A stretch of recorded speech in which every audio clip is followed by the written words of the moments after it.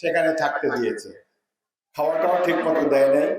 কেউ কেউ বলে খাওয়ার মধ্যে স্লো পয়জনিং বা নিম্নমাত্রার বিষ মিশিয়ে দেওয়া হতো। যাই হোক, আল্লাহ একজন আছে, তিনি এগুলোর বিচার করবেন। আওয়ামী লীগ বিদায় হয়েছে, এখন আমাদের বিরুদ্ধে মাঠে নেমেছে ধর্ম ব্যবসায়ী জামাতে ইসলামী। এদেরকে একসময় আমাদের মিত্র ছিল, বহু নির্বাচনে অংশগ্রহণ করেছে, সর্বোচ্চ 18টি আসন তারা পেয়েছিল। এছাড়া অন্যান্য ইলেকশনে দুইটা সিট বা 3টা সিট, 4-5 জন ম্যাক্সিমাম তাদের এমপি হতো। এখন তারা মনে করেছে আওয়ামী লীগ নাই, এই সুযোগে আমরা যদি ক্ষমতায় যেতে পারি। তারা বিএনপির বিরুদ্ধে অনেক অপবাদ দেয় যে তারা চুরি চামারি করে, চাঁদাবাজি করে, দখলবাজি করে, এইসব মিথ্যা প্রচারণা বিএনপির বিরুদ্ধে করে। নামের শেষে ইসলাম লাগাইলে তো আর এটা ইসলামী দল হয় না। তারা বুঝাইতে চায় যে একমাত্র ইসলাম ধর্ম অনুসারী তারাই, আমরা বোধহয় এই ধর্মের বাইরে। আমি তো মুসলমানের ছেলে, 2 বার হজ করেছি, 5 ওয়াক্ত নামাজ পড়ি, রোজা, নামাজ, হজ, যাকাত, কালেমা, 5টা স্তম্ভের উপরে ইসলাম ধর্ম প্রতিষ্ঠিত। আমরা তো কোরআন হাদিস অনুসরণ করি, জীবনযাত্রা পরিগ্রহ করি। জামাতে ইসলামী মহিলারা বাড়ি গাড়ি দিয়ে আমাদের দেশের সরল প্রাণ মহিলাদেরকে বোঝায় যে ফুলকপিতে ভোট দিবেন, তাহলে সরাসরি বেহেশতে চলে যাবেন। তো সুতরাং বুঝতেই পারছেন, ধর্মকে তারা একটা ব্যবসায়ের হাতিয়ার হিসেবে ব্যবহার করতে চায়। ট্রাকের পিছনে লেখা থাকে নামাজ বেহেশতের চাবি। আমরা তো জানি নামাজ রোজা করলে বেহেশতে যাওয়া যাবে, ফুলকপিতে দাঁড়িয়ে পাল্লায় ভোট দিয়ে বেহেশতে যাওয়া যাবে না।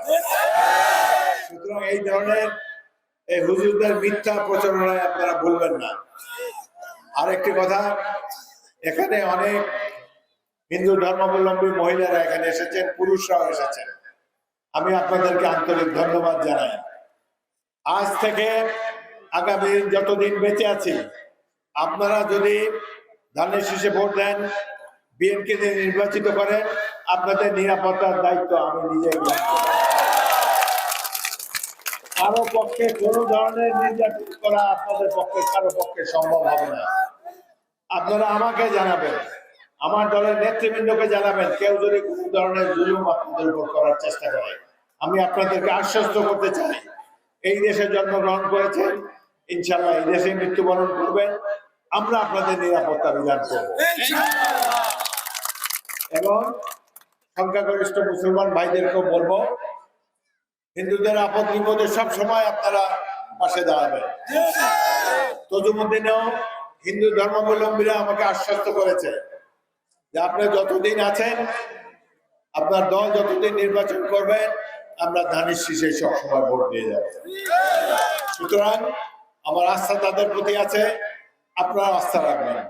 এছাড়াও কিছু কিছু নিরীহ আওয়ামী লীগ আছে, যারা অন্যান্য আওয়ামী লীগের মতো আমার কর্মীদেরকে মারপিট করে নাই, মিথ্যা মামলা দেয় নাই, কারো জায়গা জমি দখল করে নাই। এই ধরনের আওয়ামী লীগেরা যদি ধানের শীষে ভোট দিতে চায়, আপনারা তাদেরকে গ্রহণ করে নেবেন। যে অত্যাচার নির্যাতন করছে, আপনার জায়গা দখল করছে, মারপিট করছে, মিথ্যা মামলার বাদী সাক্ষী হয়েছে, তাদেরকে দলে নেব না। এবং আমরা চাই বাংলাদেশ একটা শান্তির দ্বীপ হিসাবে বিরাজমান করুক। আমরা কোনো প্রতিশোধ নিতে চাই না। আমি নিজেই তো 5 বার জেলে গিয়েছি মিথ্যা অপরাধে। নির্বাচনের আগে হাজার হাজার গায়েবী মামলা দিয়ে আমার বহু নেতা কর্মীদেরকে হয়রানি করা হয়েছে। আমরা কোনো প্রতিশোধ নেব না, আল্লাহ তাদের বিচার করবেন।